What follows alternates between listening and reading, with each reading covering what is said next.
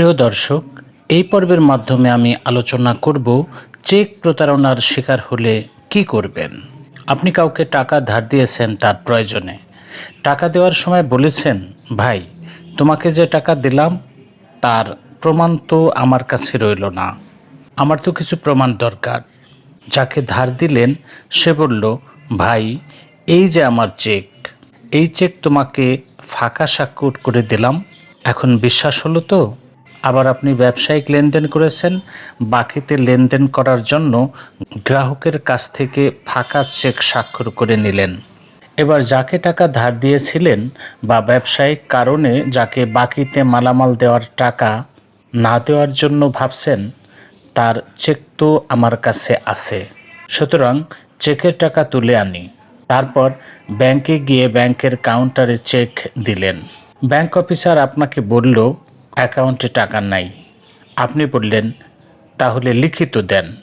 Bank officer আপনাকে একটি লিখিত মেমো দিল, যাতে লেখা আছে টাকার পরিমাণ কম। চেক সহ মেমো নিয়ে আপনি আসলেন। এই চেক সহ মেমো নিয়ে ফেরত আসার ঘটনায় হলো চেক ডিজনার। ব্যাংকে গিয়ে টাকা উত্তোলনের জন্য চেকটি কাউন্টারে দিলেন। ব্যাংক কর্মকর্তা আপনি যে অ্যাকাউন্টের বা হিসাবের চেক দিয়েছেন, সেই অ্যাকাউন্টে যে পরিমাণ টাকার চেক দিয়েছেন সেই পরিমাণ টাকা থাকলে আর চেকের স্বাক্ষর ঠিক থাকলে আপনাকে টাকা দিয়ে দেবেন। তাহলে আর আপনার চেক ডিজনার করার প্রয়োজন নাই।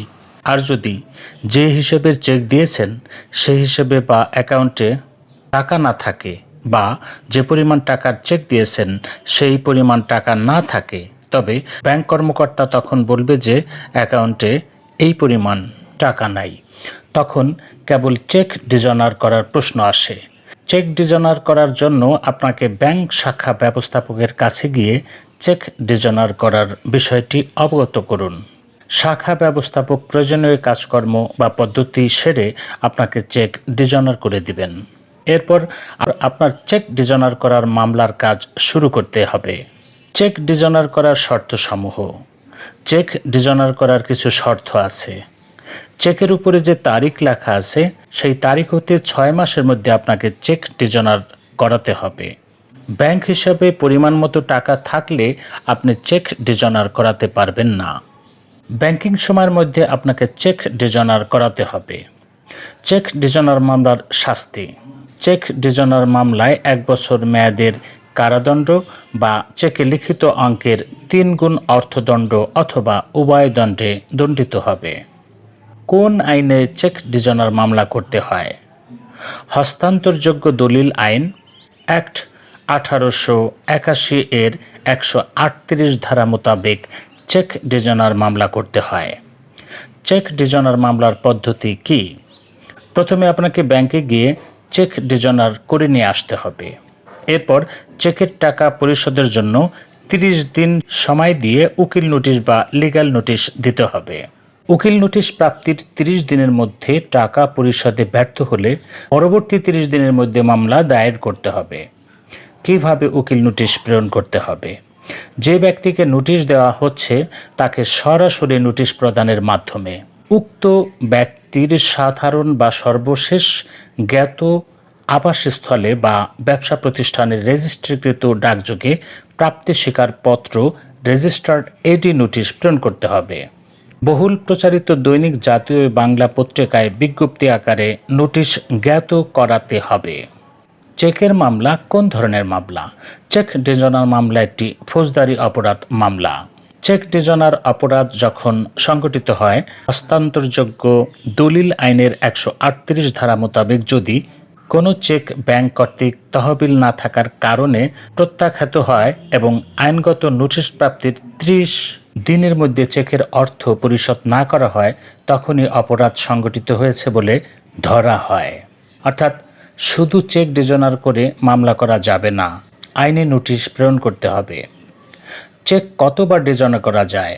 চেকে লিখিত তারিখ হতে 6 মাসের মধ্যে বারবার চেক ডিজনার করা যায়, তবে চেক ডিজনার 3 বার করাই যথেষ্ট। হিসেবে টাকা আছে, স্বাক্ষর মেলে নাই, তাহলে কি হবে?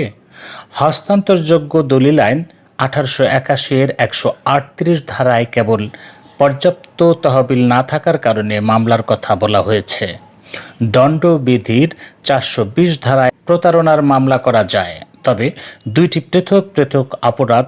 প্রত্যেক অপরাধ স্বতন্ত্র চেকের গ্রহীতা দুই আইনের যে কোনো একটি ধারায় আইনের আশ্রয় গ্রহণ করিতে পারে। দণ্ডবিধির 406 অথবা 420 ধারা অনুযায়ী থানায় মামলা দেওয়া যায়, তবে এক্ষেত্রে আসামির শাস্তি হবে, কিন্তু চেকের অর্থ বা টাকা আদায় করা যাবে না। ডাক মারফত নোটিশ প্রদানের ক্ষেত্রে আইনের বিধান ডাক মারফত নোটিশ পাঠানোর ক্ষেত্রে আইনের বিধান হচ্ছে, নোটিশ ডাকে ফেলা মাত্র গ্রহীতার বিরুদ্ধে কার্যকর। প্রাপ্তি স্বীকারপত্রসহ রেজিস্টার ডাকযোগে নোটিশ প্রদান করা হলে কোনো কারণে প্রাপ্তি স্বীকারপত্র চেকের প্রাপক বা ধারকের নিকট ফেরত না আসলেও চেক প্রদানকারীর উপর সঠিকভাবে নোটিশ জারি করা হয়েছে মর্মে গণ্য হবে। চেক ডিজনার মামলার আপিল করা যায় কি? হস্তান্তরযোগ্য দলিল আইন 1881 138 ধারার অধীন প্রদত্ত দণ্ডাদেশের বিরুদ্ধে কোনো আপিল করা যাবে না।